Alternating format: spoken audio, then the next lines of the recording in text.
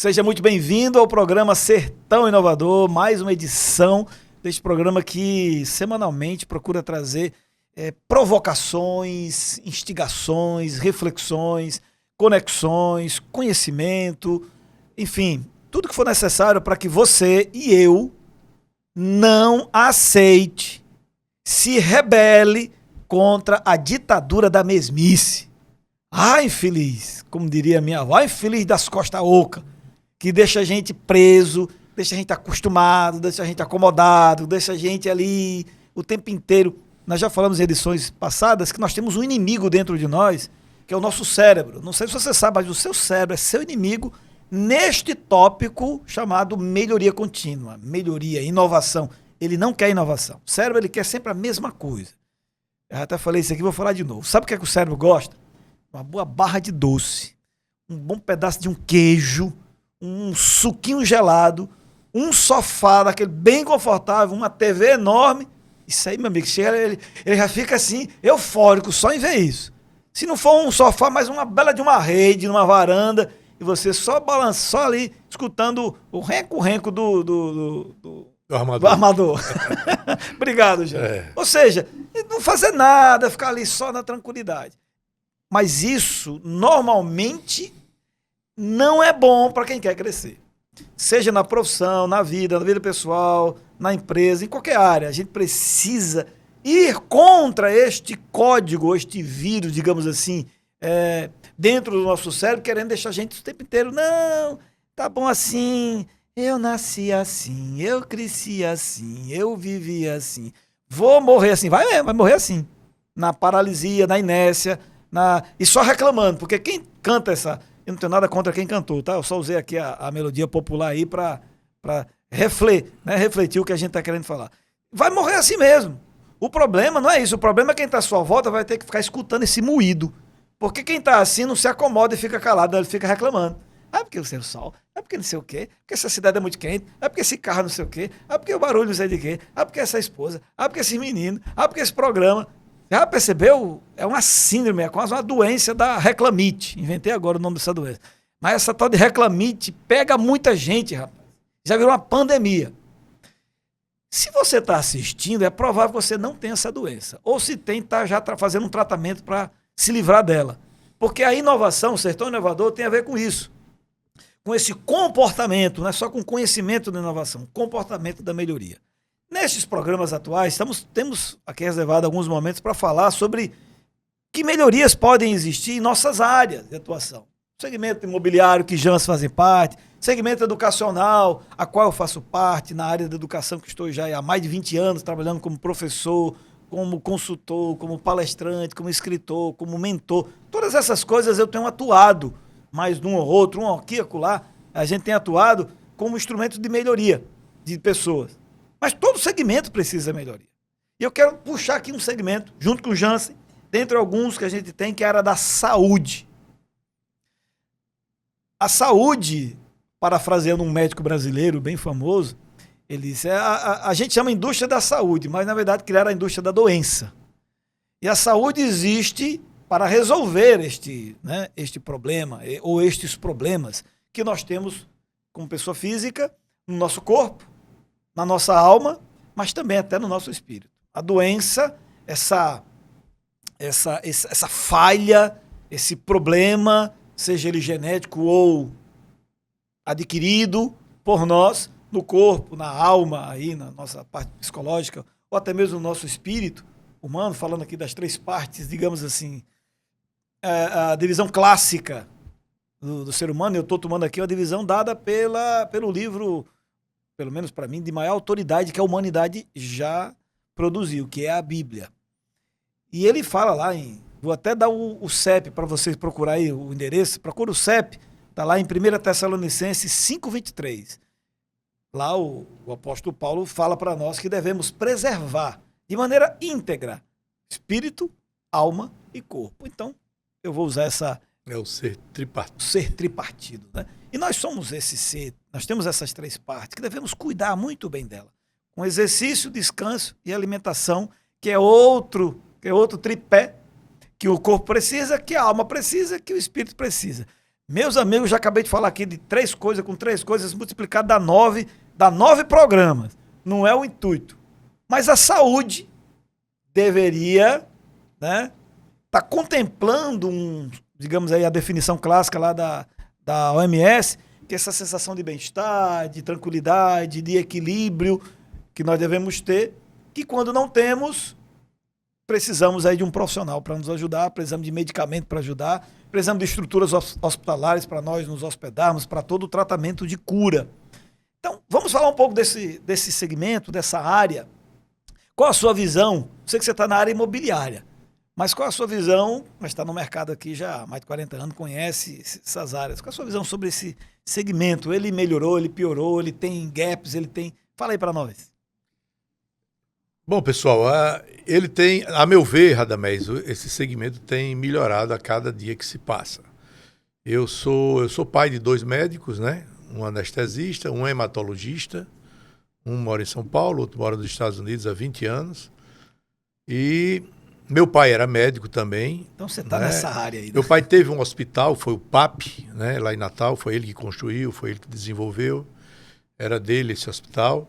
E eu convivi muito e convivo um pouquinho dentro dessa área de saúde. Não tenho conhecimento profundo na área, até porque minha atividade profissional é outra. Mas eu convivo com profissionais desse ramo, não só partindo de profissionais já dentro da família, como eu falei, como fora também, que a gente está sempre conversando. E eu também tenho meus médicos. Eu sou um sujeito de 64 anos, tenho me cuidado, né? Tenho melhorado a minha vida, tentado melhorar a minha vida, minha saúde física, emocional e tudo, e procurei bons médicos para poder assim o fazer, ou ter essa assistência melhor. E eu tenho visto, né, que cada dia que passa, a medicina, ela se supera, ela está crescendo cada vez mais. Os modelos, né, as formas de você fazer um exame, os equipamentos que são utilizados, os profissionais, infelizmente, tem um lado que eu acho negativo nisso tudo. Tem muitas universidades formando médicos assim a 3x4. Acho que todas as categorias, todas as profissões passa por esse tipo de problema. Mas na medicina isso é mais preocupante ainda, porque são pessoas que mexem no nosso corpo, na nossa mente, não mexe no nosso espírito, porque o Senhor é quem toma conta, graças a Deus. Mas esses médicos estão sempre nos receitando alguma coisa, nos orientando de alguma coisa, e quando ele é mal formado, ele traz danos também para a nossa saúde. E aí, muitas vezes, a gente se consulta com profissionais que não seria a melhor opção. A gente tem que procurar realmente informações. A própria internet tem condição de nos dar um retrato disso aí, e quem são os melhores que a gente deva procurar. Eu, pessoalmente, passei por um problema recentemente por ser meio relaxado. Nós somos culpados muito, muito da nossa situação de saúde, às vezes, debilitada de hoje. Muitas vezes a gente não atenta para as recomendações, não é nem dadas só pelos médicos, mas pelos nossos pares, nossos cônjuges, nossos filhos, nossos pais, nossos amigos. Muitas vezes eles nos orientam, nos dizem o que é que a gente tem que fazer. É como você disse no início, numa das entrevistas que eu escutei sua. A gente muitas vezes sabe qual é o problema, mas a gente não bota em prática a solução. A gente sabe como combater aquilo ali, mas então, recentemente, eu fui acometido de uma dor muito forte, fui bater no hospital por conta dessa dor. Eu não bebo, não fumo, mas e tive uma vida, um histórico muito bom de atividades físicas, mas meio parado, meio sedentário, muito pesado, que eu estava mais ainda do que eu estou hoje, viu? Hoje eu estou com 120, eu estava com 130 quilos há 3 meses, 4 meses atrás. E aí eu fui bater no hospital com a dor muito forte. Cheguei lá, fomos olhar e tal, e fizemos os exames de sangue, ultrassom, como eu me lembrei muito daquilo que você falou. A gente vê as imagens, a gente vê os resultados do exame, a gente interage com o médico sobre o que está sentindo e faz uma pequena entrevista, e aquele médico bom, ele identifica seu problema e ele identificar o meu. Hepatite.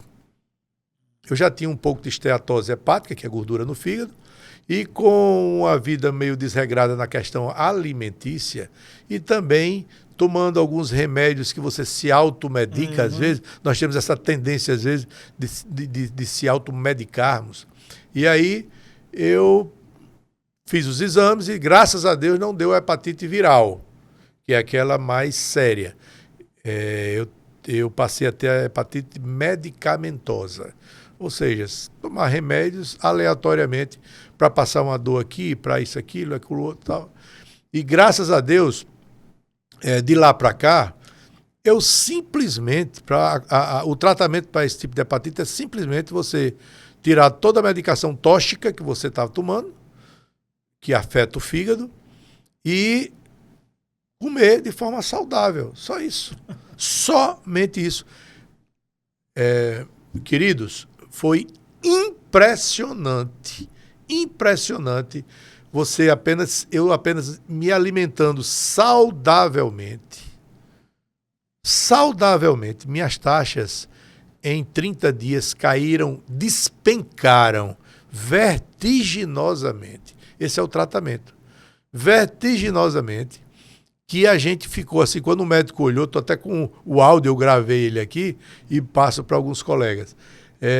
Ele disse: Jance, impressionante como uma alimentação fez despencar todas as suas taxas. E você já recebeu alta. Por mim, você já recebeu alta. Já pode não comer o que você quer. Continue com essa alimentação regrada. Então, Radamés, essa área de saúde, ela tem crescido, os equipamentos têm sido melhorados, como eu já disse. Existem excelentes profissionais que se preocupam com o ser humano, porque tem aquele profissional que lhe atende e não olha nem para você. E tem aquele profissional que ele se preocupa, ele pergunta, ele tenta usar o conhecimento dele, fazendo uma entrevista com você, e junto com os resultados dos exames que ele vai passando, ele vai chegando a um diagnóstico para poder cuidar melhor de você. A gente tem bons profissionais, graças a Deus.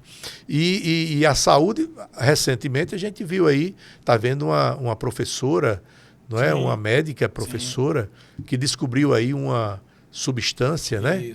Que está tendo aí tem uma perspectiva muito boa. Muito boa de cura de pessoas que não tinham... Candidata a um Nobel. Candidata a um Nobel. E tem um outro rapaz, eu não sei se você conheceu, se eu não me engano, ele morou aqui em Mossoró 2 anos. Ele era, não sei se ele era da UFES ou era da UER, do laboratório lá. Marcos, um peruano, era um cubano, um moreninho, que ele começou a desenvolver uma pesquisa com relação a um tipo de, uma forma de tratamento de câncer, baseado em, se eu não me engano, em uma nanopartícula imantada. Não sei se essa é a frase, mas me parece que é essa. Porque quando você tem um câncer, quando a pessoa é acometida de uma doença como câncer, passa por radioterapia, quimioterapia, e isso tudo é muito agressivo. Às vezes combate e cura aquele problema do câncer, mas deixa sintomas, deixa rastros, sequelas muito fortes. Tá entendendo?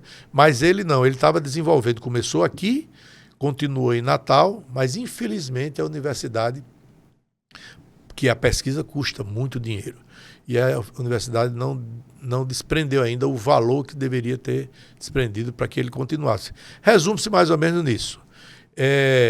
O fármaco que combate aquela doença é colocado dentro de uma partícula chamada nanopartícula, que é muito pequena, imantada porque ela se submete a algum magnetismo, onde, tipo um ímã. Ela é inserida, se descobre onde é o caroço, né, o problema, se não tiver tido ainda uma metástase, está ali, e se insere num canto mais próximo daquele caroço ali dentro do corpo, onde é que se insere essa nanopartícula, e com um ímã externo, lógico, de uma tecnologia maior, tudo isso sendo monitorado por computador, vai levando a partícula dentro da corrente sanguínea até o fármaco, até o caroço. Quando chega lá, o fármaco está dentro dessa nanopartícula, ele é induzido por uma tecnologia que ele explode ali, aquela nano, dentro da célula cancerígena. E ali mata pontualmente aquele problema. Ele tá, se ele conseguir concluir essa pesquisa de forma satisfatória, é outro candidato ao prêmio Nobel. Começou aqui em Mossoró, estava na UFRN, Natal, professor Marcos. E eu não sei aonde é que ele está agora, mas ele passou um tempo aqui, eu conheci bem porque nós éramos da mesma igreja e a gente conversava um pouquinho sobre isso. Então, a medicina, ela tem pessoas inovando, tem pessoas fazendo pesquisa, tem muita coisa aí que, se o apoio financeiro for dado como merece, como deve ser, a gente vai ter soluções cada vez melhores para os problemas atuais. Agora, a gente sabe que tem uma guerra política muito grande e econômica dos grandes laboratórios, sim, que às vezes não fazem muita questão que a cura para uma determinada doença venha, para que eles possam continuar vendendo os remédios paliativos. Como você falou há pouco tempo, você toma o remédio para passar a dor de cabeça naquela hora, mas depois não foi a causa e ela volta novamente. Verdade. Então a gente percebe que existe um avanço muito grande na parte material da medicina, parte física, o corpo. Né? Hoje o corpo virou praticamente um lego na mão de médico. Tem cirurgia para quase tudo, cirurgias, microcirurgias dentro do cérebro, que você fica, como que eles conseguem emendar aqueles fios minúsculos, como que conseguem conectar. Então a parte do corpo teve, de fato, a tecnologia, que é o grande impulsionador de muitas áreas, encontrou, de fato, nessa área da medicina um espaço muito frutífero. Sim. Na medicina material, física, né? Já eu percebo um gap enorme que ainda não está chegando, que é na medicina psicológica. Inclusive, já trouxemos aqui alguns entrevistados, devemos trazer aí nos próximos dias mais um psicólogo, a gente conversando, eu quero ir lá, eu quero falar uma abordagem que ainda não está sendo colocada, inclusive agora a partir de, acho que maio, começa uma nova ANR aí, que todas as empresas têm que se ligar, a parte de problemas emocionais, problemas psicológicos, que vai mexer com um monte de empresário e o pessoal não está ligado. E a partir disso, agora, muita gente pode botar aí muitos atestados e reclamar por ambientes insalubres, ambientes que não têm um acolhimento saudável. Isso encaixa com uma nova modalidade. E aí a pessoa vai começar a receber 2, 3, 4, 5, 10 dias agora de atestado, se ela começar a sentir que o ambiente não está agradável. Aí como é que... Então os empresários têm que se preparar para isso. Então o ambiente... Eu estou falando de maneira grosseira, não tenho um conhecimento técnico da NR, mas os dois psicólogos já estiveram aqui e falaram um pouquinho para nós. Os empresários precisam se preparar, porque a partir de maio ou junho, ela vira lei. Aí quando vira lei, pronto, regra tem que ser cumprida, que a lei deverá ser cumprida. Então os empresários têm que se preparar para isso. Há um gap ainda muito grande nessa área psicológica. De fato, a medicina, neste ponto, a minha leitura, tá? Posso estar equivocado. Ela não progrediu tanto como a medicina material que, né, da parte material, uma física, de célula. Essa área aí anatômica, né? Anatômica, essa parte mais psicológica não avançou muito, precisa avançar. Eu diria até com oportunidade para a área dos profissionais da psicologia pesquisarem mais, porque as melhorias vêm por conta das pesquisas. E nós ainda estamos pautados em pesquisas de 200 anos, de 100 anos atrás, e ainda estamos tratando muitos profissionais baseado em pesquisas. Eu não tenho nada contra, tá? O que Freud fez. Mas já são mais de 100 anos que a gente está aqui E de lá para cá, na medicina, já teve muito avanço. Está na hora de pesquisadores começarem a avançar. A neurociência, né? Por exemplo, a neurociência tem ajudado, inclusive, a área psicológica. Mas a neurociência tenta resolver de maneira material. Vamos tratar o neurônio. Só que ainda assim, nem tudo vai resolver tentando mexer no neurônio. A parte psicológica não é material. A alma não é material. Ela é imaterial. E aí, o que tem que ser feito? Eis aí um exemplo do que a gente está procurando tratar aqui. Gaps que precisam ser supridos. Agora, a parte de estrutura, a parte de atendimento de novo, tem gaps para serem supridos. Você vai em algumas clínicas e, de novo, o atendimento, de novo, o lado humano sempre será um gap.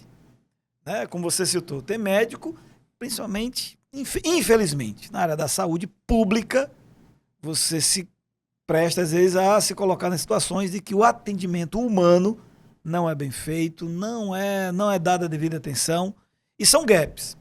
Mas eu gostaria de trazer aqueles gaps que nós podemos resolver. Que você, como empreendedor, como médico, como dentista, como psicólogo, o que é que você tem que fazer que pode melhorar, né? Como dentista, o que é que você pode fazer na sua clínica que pode melhorar? Nós já começamos a ver bons exemplos na cidade, nessa área de odontologia, na área de medicina também. Mas essa é uma pergunta que deve ser constante para o profissional. O que eu posso melhorar? Será que essa maneira como eu faço consulta, a minha anamnese está sendo legal? Porque em alguns lugares por aí você chega, o médico nem olha para você. Em alguns planos de saúde, que às vezes tem uma fila enorme lá fora, eles começam a ganhar pela quantidade de atendimento. Então, velocidade passa a ser critério de remuneração. Então, você chegou, bom dia, seu quem não sabe nem qual é o nome, nem olha, pois não. Já disse, qual é o seu problema? Está lá o nome, podia dizer tudo bom, Jansen, por favor, sente aqui. Seu Jansen, não diz nem o nome, já vai dizendo, ok, qual é o problema?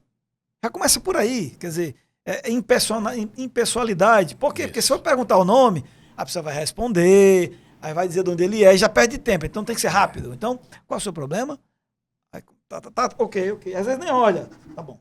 Decadron e Voltaren, toma ali. E Decadron e Voltaren passou a ser remédio hoje para quase todo problema que alguém chega lá. De diarreia, dor de cabeça, fome, febre. E Decadron. Eu tô brincando, tá, gente? Não tô dizendo isso como... Mas eu percebo esses receituários padrões, porque de alguma forma eu encho você de anticorpos, esses anticorpos vão fazer um trabalho, aí a sensação passa, de repente, aquela dor de cabeça passou, o resfriado passou, a garganta melhorou, a dorzinha não sei aonde passou, um monte de anticorpos deu uma sensação de... E aí, e o humano, onde é que ficou? Né? É preciso pensar, então gaps, tá? Eu não estou colocando aqui só crítica pela crítica, mas como que eu posso melhorar isso? Porque como usuário a gente sente. A mesma história lá da pizza, a gente sente na hora que vai ser atendido. Você passou por isso também? Você passa por isso? Fala um pouquinho para nós de gaps que você identifica aí nas clínicas, nos hospitais, que podem melhorar. Com certeza. A questão do atendimento é fundamental. Essa daí é uma deficiência, eu acho que não só em clínicas, mas em tudo. Todos os segmentos, né? Todos os segmentos, né? O atendimento. Mas quando se trata de medicina, quando se trata de corpo e mente, né, a gente sente muito mais quando esse atendimento ele é precário.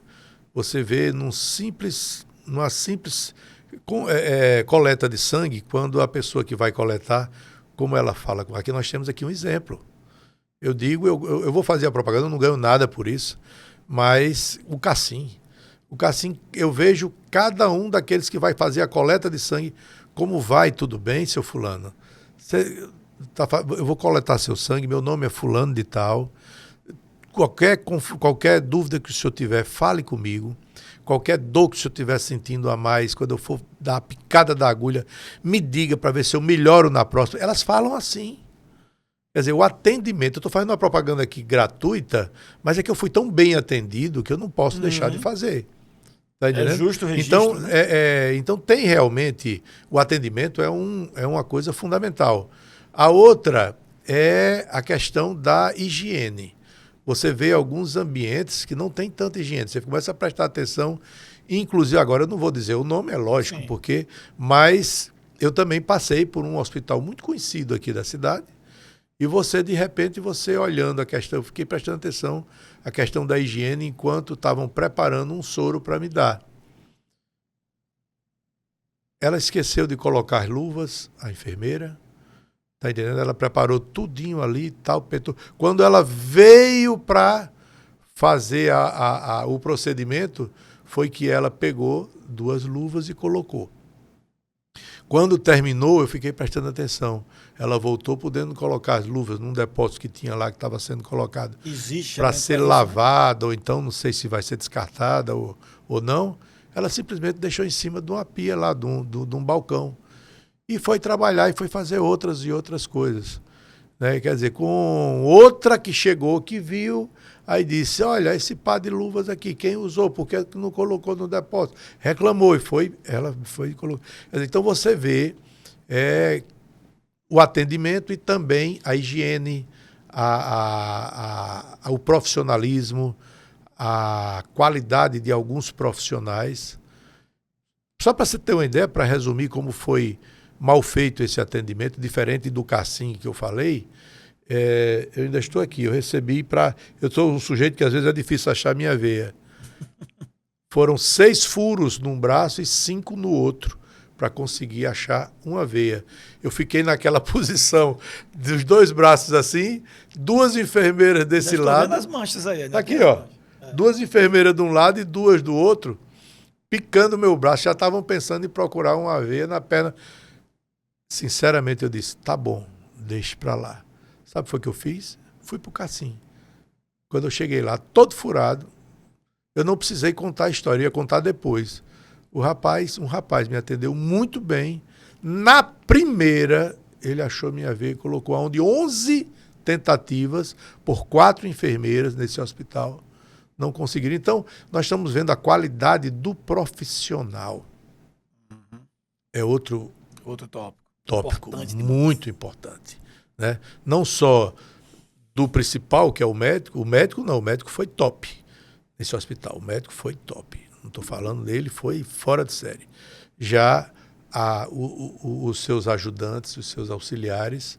Quando mudou o setor, o outro setor já não deu a mesma.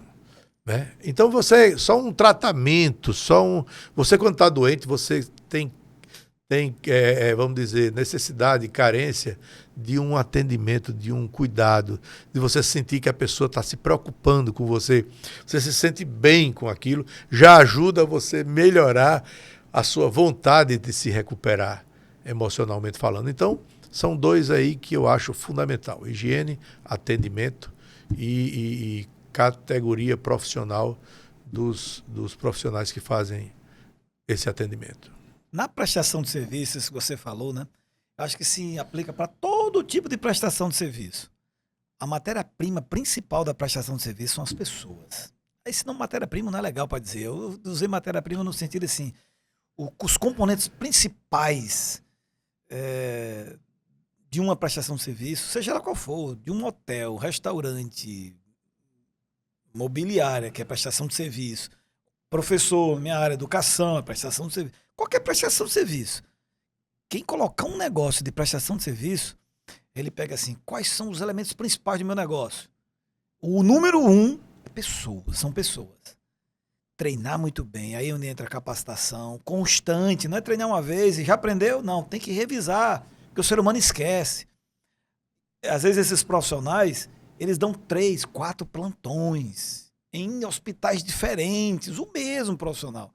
Porque a empresa não tem condições de contratá-lo, até por questão de saúde. Então ele sai daqui, ó, tu pode só trabalhar 6 horas, tá bom. Ele já vai para outro. E vai para outro.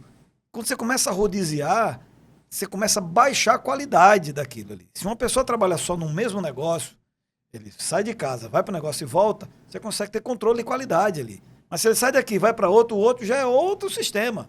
Ele começa a misturar, daqui a pouco ele está fazendo aqui o que ele faz no outro. Isso é natural. O cérebro vai ficando, começa a ficar dividido. Então, treinamento é fundamental. E nós, como usuários... Outro dia eu vi uma experiência como essa também. Quem tem criança, de vez em quando vai ao hospital, né? Eu teve que levar a meu filho e fizemos esses procedimentos, fiz a consulta. Nem foi meu filho, foi quem, meu Deus? Foi minha esposa. Isso mesmo. Ela fez a consulta e teve que aplicar lá a famosa Decadron e a Voltarei. Voltarem. E aí você sai do consultório. Isso aí agora, né, aí é gestão de processo. Gestão de processo.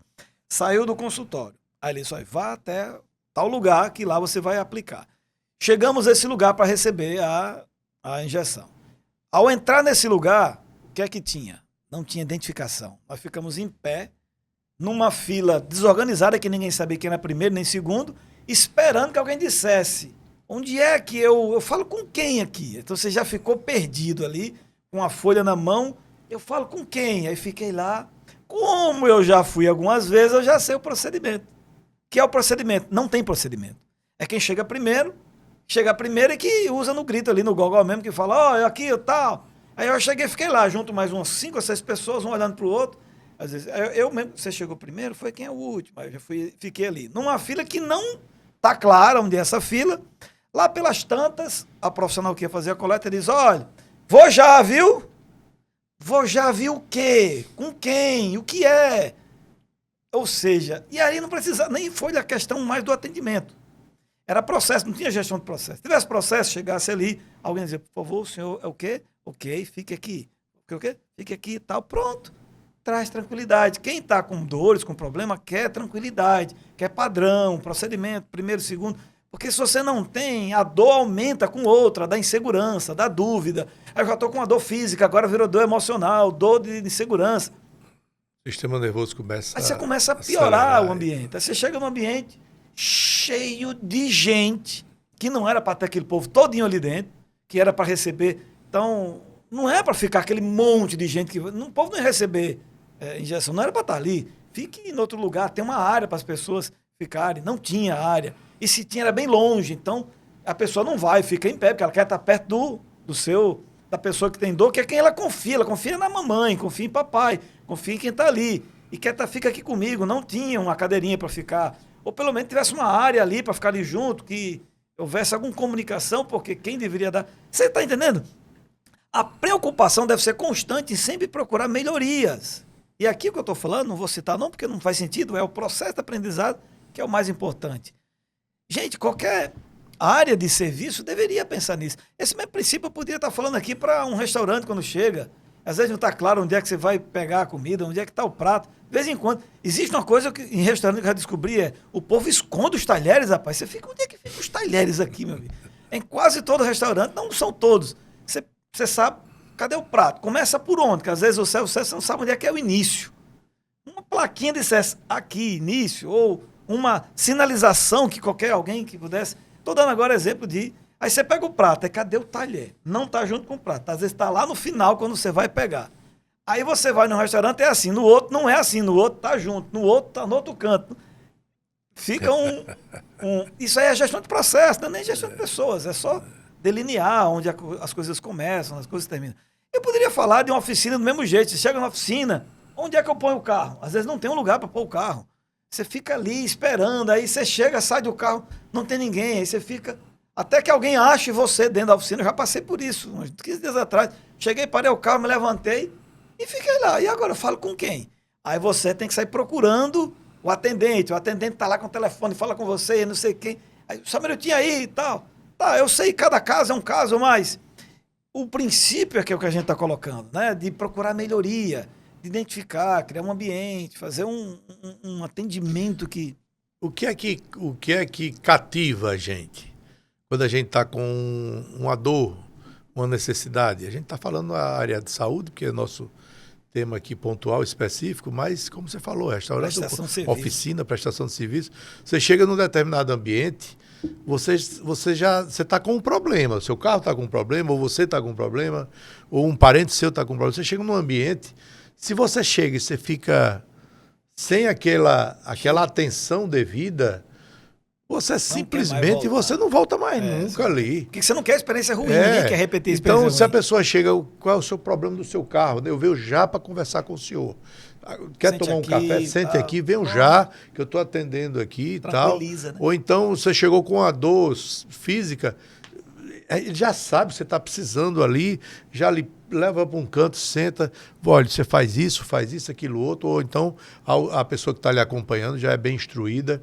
Você chega numa livraria, você chega num restaurante, o garçom já chega, olha, vou arranjar uma mesa para o senhor e tal, ó, o senhor se serve ali, já vai lhe dando as dicas, porque a partir do momento que aquela dor, você não precisa tanto externá-la, tem pessoas que não são muito de externar o que estão sentindo ou o que estão precisando, elas querem ser atendidas e podem até dizer, e vai dizer o que está precisando mais, mas de uma forma individual. Então, ela necessita que você venha a ela. Aí é ali que você ganha o cliente. É na hora que você atende aquela pessoa e aquela pessoa se sente protegida, se sente atendida, se sente suprida, nem que seja momentaneamente, ela relaxa. E o relaxamento traz uma paz interior que o sistema nervoso bota para você e você se sente bem. Aí você relaxa e aquela dor passa a não ser tão forte ou até superável até você ser atendido e ser medicado. É importante demais. Em qualquer segmento, gente, em qualquer área. Vamos ponderar sobre isso. Isso é obrigação já. Sala de aula, quando o professor, Sim. Quando o aluno tem uma dúvida, pergunta ao professor, daqui a pouco ele explica, começa e continua na matéria, continua não sei o quê, e termina não explicando e não tirando a dúvida dele. Eu já passei por isso dentro de sala de aula também. Eu como aluno, né? Então, acho que já deu para a gente fechar esse bloco. Falamos da saúde. A saúde tem várias oportunidades pela própria dimensão que a área de saúde se tornou. Ela foi se multiplicando, né? Então, ela tem muitas fragmentações. Hoje, a área da estética, por exemplo, outro negócio que está crescendo absurdo. A área física, isso aqui virou Lego, que os médicos, bons médicos conseguem encaixar as pecinhas, sabe consertar, troca a peça, tem cirurgia. Hoje avançou muito. Temos só sobre isso, claro. Aí eu me lembrei de um ponto aqui. A medicina está sendo tão assim fragmentada e os médicos estão se especializando em pontos tão assim diversificados e não fazem outro. Por exemplo, vou exemplificar aqui. Tem dermatologista que não mais faz o atendimento geral, daquela questão de olhar a pele toda e tal, não. Ela é dermatologista só de estética. É só facial. É só como vai ser, como é que tá os problemas no seu rosto. Você pode ter problemas na pele e no resto do corpo, mas já é informado que ela é dermatologista daquele tipo de problema, de patologia, se a gente pode chamar assim. Então, cada vez mais, é como você falou, a medicina está muito fragmentada, não só nos atendimentos, nos tipos, nas especificações, nas especialidades, mas também em equipamentos e etc. Isso faz sentido porque quem está do outro lado quer a solução. E aí você vai procurar um profissional que é especializado para resolver seu problema, vai para um clínico geral. Quem quer solução vai para alguém especializado, né? O clínico geral, claro que eles são importantes porque tem plantões, tem os hospitais que tem atendimento geral e às vezes não tem como ter um hospital de urgência com todas as especialidades, não dá. Que tamanho de hospital seria esse? A imensidão de consultório que teria que ter, que alguém chega aqui, eu tô com isso. Então, de fato, o clínico geral, ele faz aquele atendimento inicial, identifica e já encaminha. Normalmente, ele faz isso, né? Dá ali alguma coisa paliativa que pode resolver, e se não puder, ele nem passa. Ele diz, olha, você precisa procurar imediatamente um dermatologista, né? Um otorrino, enfim. Isso. E tá corretíssimo. Ele não pode entrar na seara, né, de quem não tem especialidade, porque ele corre o risco de não resolver o problema. E quem tá ali para resolver o problema. Da mesma forma, imobiliária, a mesma coisa. O cara chegou, falou de alguma coisa, você tem que ter ali pessoas preparadas para resolver o problema da pessoa. Ó, eu quero um campo, quero fazer um evento, quero alugar. Vou inventar agora, está sendo uma situação agora bem preparada. Olha, eu vou fazer um evento grandioso, tem um Campus Party. Campus Party é um evento que milhares de jovens se encontram num galpão enorme, e eles levam barracas As casas e hospedagens são as barracas, que eles ficam lá o dia inteiro em computadores, são jogos, são competições, inventando softwares. Esse tipo de evento, o Campus Party, acontece aqui em Natal, já aconteceu. Mossoró ainda não teve, porque precisa de uma estrutura grande. E nessa hora você vai precisar de pessoas da área imobiliária para resolver. E aí você vê que eu nunca aluguei esse negócio aí, como é que faz isso? Tem que correr atrás, se preparar, porque quem está contratando não quer que você dê essa resposta, quer que você diga, eu vou resolver o seu problema. Seja comigo, semigo, né? Se eu resolvo uma parte, mas eu já tenho um fulano acolá que resolve outra parte que eu não tenho, eu já tenho outro que vai trazer extensão para espalhar tudo quanto é canto, para não pegar fogo, eu já tenho alguém que vai preparar a parte de tendas, que eu não tenho tendas, enfim. Quem procura a gente, eu fico sempre falando isso. Eu toco muito nessa tecla. E eu aprendi isso com um empresário que eu trabalhei um tempo atrás, e ele dizia, olha, se alguém entrar aqui na empresa, ela não pode sair sem a solução. Pode ser que eu resolva isso, mas pode ser que seja o meu concorrente. Eu vou indicar o meu concorrente, mas eu quero que ela saia daqui, nesse contato que ela teve comigo, ela vai lembrar, rapaz, Radamés resolveu. Mesmo que não tenha sido ele mandou lá para Jansen foi quem executou a solução, mas na cabeça dela fica quem? Quando eu procuro o Radamés, ele tem uma solução. Isso. Pode ser ele, pode ser outro. Então eu me lembro muito bem nunca esqueci isso e faz sentido total. Porque quem vem para mim, vem com problema. E ele quer, como você muito bem, né, observou, quer que da minha parte esteja, ó, senta aqui um pouquinho, o que está acontecendo, tal, certo. Eu tenho parte da solução do seu problema, mas vou também contactar aqui, conectar um parceiro que ele vai completar a sua solução. Eu fui procurado, você citou um exemplo, eu me lembrei, eu fui procurado um tempo desse aí, há uns 2 anos atrás, por um médico que queria comprar um prédio para fazer a clínica dele. Ele já era um médico bem sucedido na sua atividade, sua profissão, sua especialidade, e aí ele queria montar a clínica dele. Ele queria uma clínica com tantas salas, assim, assado. Ele deu o perfil do que ele queria. E queria comprar. Certo. E aí ele encontrou, eu apresentei para ele uma opção. Só que a opção era um valor alto e ele não tinha o dinheiro todo, mas tinha o crédito para poder adquirir. Aí foi que eu fiz um plano de negócio para eles. Eu perguntei quanto ele tinha para dar de sinal, o valor era X, vamos dizer, vou dar um exemplo numérico, era 3 milhões o prédio, ele tinha 1 milhão, mas não tinha os outros 2. Aí o que foi que eu fiz? Deixa eu ver aqui como é que a gente resolve. Fui na clínica, a clínica já estava funcionando e o pessoal queria vender, os sócios. Queria vender, lá pelos motivos dele de relacionamento. E aí tinham umas 8 consultórios dentro da clínica que eram alugados e já tinham uma receita. Então eu peguei a receita da clínica, as despesas, falei com os sócios, eles queriam vender, então eu peguei todo o ativo, o passivo, tudo direitinho, quanto eles deviam, quanto eles tinham a receber, etc. e tal. Por mês, quanto eles recebiam o faturamento e tal. Só o aluguel dos consultórios era suficiente para pagar 70% da prestação dos 2 milhões que iria ser feito o empréstimo. Aí eu fui ao Banco do Nordeste, falei com o gerente e ele fez uma simulação de um valor de 2 milhões, qual a carência de 1 ano, etc., juro de tanto, E aí, resultado, a prestação dava para dos 2 milhões adquiridos pelo financiamento, poderia, conjunto com o aluguel das salas que o prédio já comportava, dava para ele comprar. Ele tinha passado já por 5 corretores, anunciado, botado placa, tentado vender, os donos da clínica não venderam. Mas não, eu consegui viabilizar para um médico que queria botar uma clínica, não tinha o dinheiro todo, mas através de um plano de negócios... Você deu a solução para ele. Eu dei a solução para ele. É o que ele quer. E ele hoje está super satisfeito.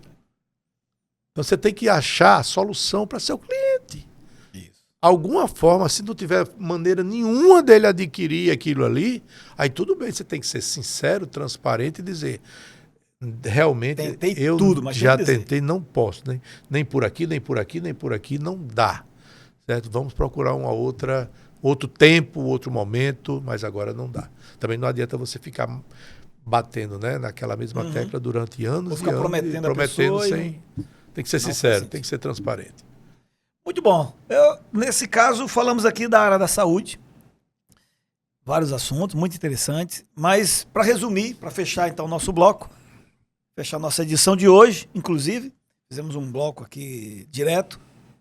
Busque na sua área todos os dias.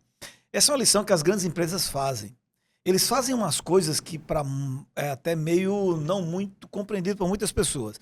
Tem grande empresa que cria um produto, esse produto está indo bem, ele tem uma análise de curva dele, a curva de crescimento dele. Quando ele topa, chega uma hora que o produto não cresce mais, ele só vendeu até aqui. Ou você tem que criar estratégia para se manter vendendo. Exemplo, Coca-Cola. Coca-Cola ela teve seu início, cresceu, chegou num ponto. Pronto. O que é que acontece com a Coca-Cola? Se ela não fizer nenhuma coisa, ela vai cair, como qualquer produto. É o ciclo de vida do produto. Só que a Coca-Cola consegue mantê-la lá no topo. Com estratégia, ela continua lá. Ela não está crescendo, mas ela continua ali, ela não morre. Algumas empresas já conseguem perceber o ciclo e não conseguem mais subir, ela não consegue. Então, o que é que eles fazem? Criam outros produtos. Esse produto, eles fazem a tal da autofagia. É um produto concorrente a esse. Só que quando ele vem que consegue substituir esse, aí ele sobe, ele cresce. Mas é um outro produto, porque aquele produto A já não dá mais, não tem mais o que fazer.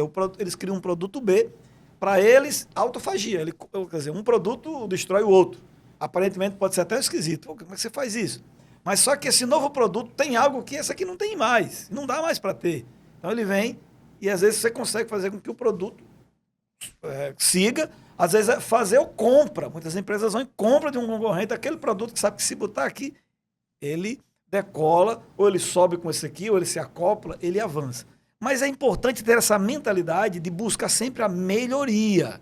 Sempre aquilo que eu faço, quem faz, como faz, quando faz, por que faz, sempre melhorando. Se a gente tiver essa visão, me parece, e eu tenho observado em muitos negócios, o negócio prospera.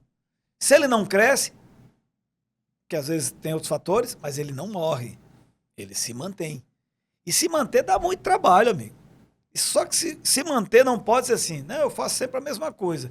Quem faz sempre a mesma coisa no mundo de hoje já começa a entrar na ladeira. Não dá para fazer as mesmas coisas. Só. É fazer as mesmas coisas muito bem, padrão de excelência, mas sempre buscando, sempre buscando. É chato isso, é desconfortável, mas tem que fazer parte da nossa rotina. A rotina da busca da melhoria. Dói. Eu não vou ser aqui romântico, dizer, que legal. Porque tem mudanças Porque tem mudança. Cultura, às vezes tem que ter a gestão, gente. você tem que estar sempre, mas é necessário. Constantemente, o tempo inteiro. E isso tem que ser não pela dor, porque é um outro problema. Aí já seria um outro programa, nem vou continuar nisso. Porque o ser humano, quando é que você foi procurar o médico? Quando doeu. E eu, conosco, com toda a maioria de nós somos assim. As empresas também, a maioria são assim. Aí eu me lembro agora do Deming, que ele criou o tal do ciclo PDCA. Muito conhecido, famoso PDCA. Você planeja, executa, checa e faz a análise de melhoria. Se você tem um modelo na empresa, você consegue fazer isso aqui direitinho. Quem não tem um modelo, o que é que faz? Às vezes planeja, às vezes não planeja. Aí o que planeja? Cumprir planejar, mas às vezes executa, às vezes não executa. Aí quando ele não executa, sabe o que é que ele faz no Brasil? Eu já vi muitos acontecer. Quando não executa bem, ele culpa o planejamento e não a execução. Não, isso aí não dá certo. Não, eu já tentei aqui, não deu certo. Aí ele, por ele não executar como planejou, ele culpa o planejamento. O que é que ele faz? Não planeja mais não, vamos só executar, que a maioria dos brasileiros só executa. Né? A maioria das casas planeja de um jeito, mas depois derruba, faz uma parede aqui, derruba a parede, faz outro quarto. Isso é o quê? Coisa que ele não planeja. Ele não planeja a família, ele começa a encher a casa de gente. Ele não planejou a família, ele não planejou a casa. Aí ele vai fazendo. O brasileiro não é assim? Vamos fazendo aqui, resolve aqui, tá. Mas aí culpa às vezes o planejamento. Melhor só agir. Quando age, aí não checa se o que está fazendo está correto ou não. Eu só consigo checar se uma coisa está correta ou não se eu tiver uma referência que está no planejamento. Aí eu checo. Através de quê? De indicadores. Os indicadores me dizem, eu estou aqui, Eu disse, era para estar aqui? Não, eu estou aqui. Por que eu estou aqui? Por que eu estou ali? Então, os indicadores ajudam a checar. E depois dos indicadores, tem uma outra ação, que é o que é que eu vou fazer com esses indicadores que estão me mostrando.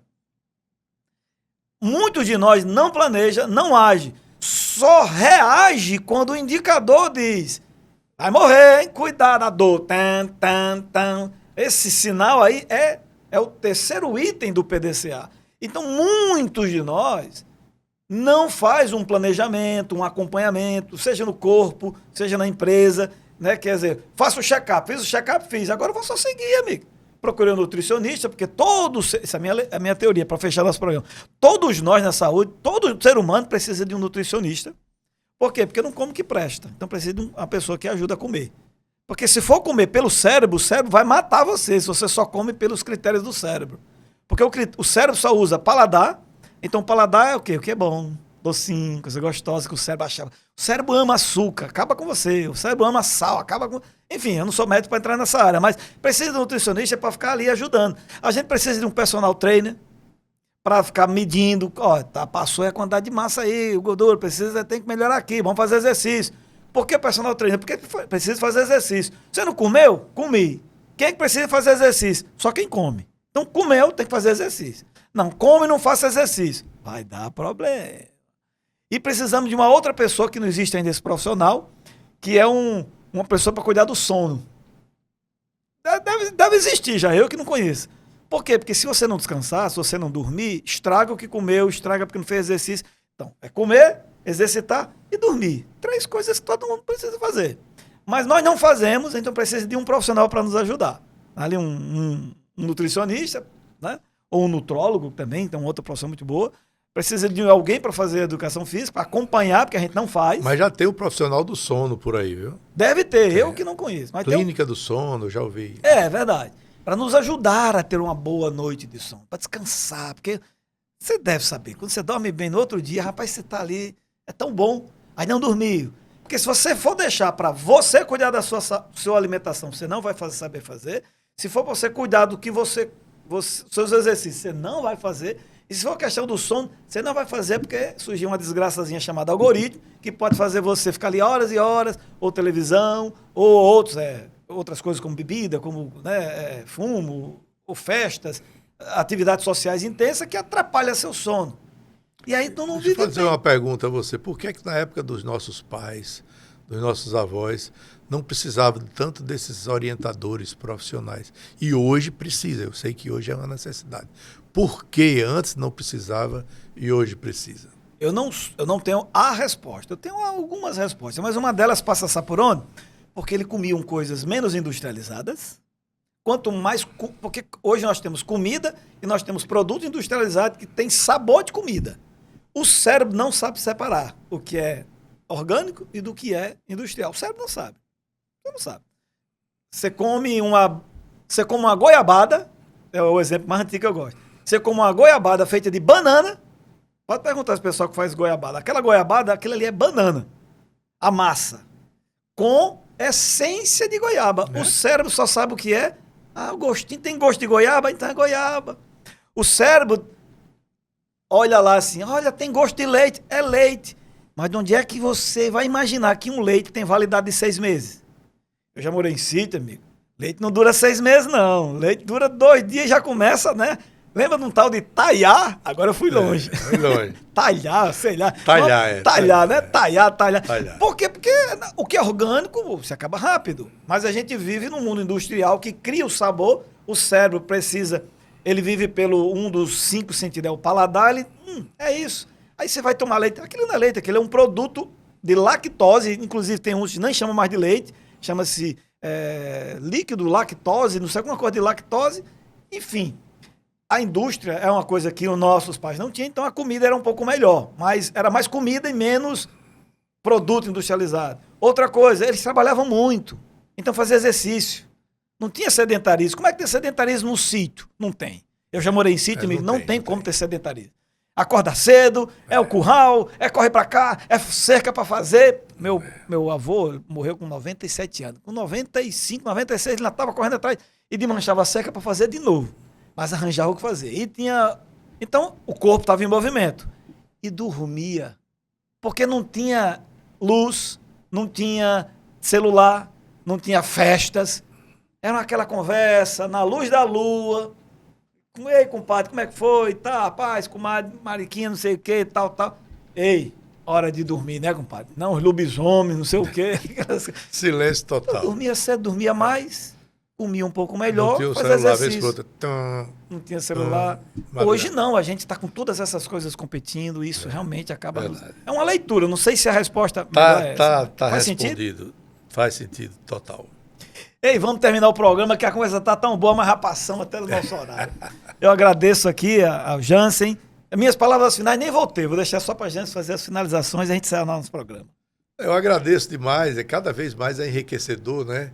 E é confortável, e é dinâmico e prazeroso, né? É uma conversa que a gente fala de novidades, fala de inovações, a gente pontua problemas que se passa em todas as áreas, que todos nós estamos sujeitos também a passar por isso, mas no final a gente sempre encontra uma convergência, é que a gente precisa melhorar, que a gente precisa inovar, que a gente precisa pedir sabedoria a Deus, para que a gente possa viver melhor em sociedade, na nossa família, para que o nosso comportamento seja um comportamento que edifique a nós mesmos, as pessoas com quem a gente convive, no trabalho, dentro de casa, no lazer, onde a gente estiver.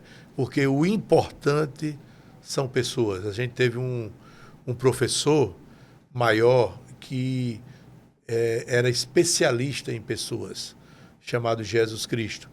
Deixou um livro, toda a sua instrução, todo o seu pensamento, toda a sua orientação para que a gente pudesse entender cada vez mais que se submeter à sua vontade, que é boa, perfeita e agradável, vai nos ajudar a viver muito melhor. Esse programa Sertão Inovador, ele tem um objetivo, não só lhe informar, mas também participar com você.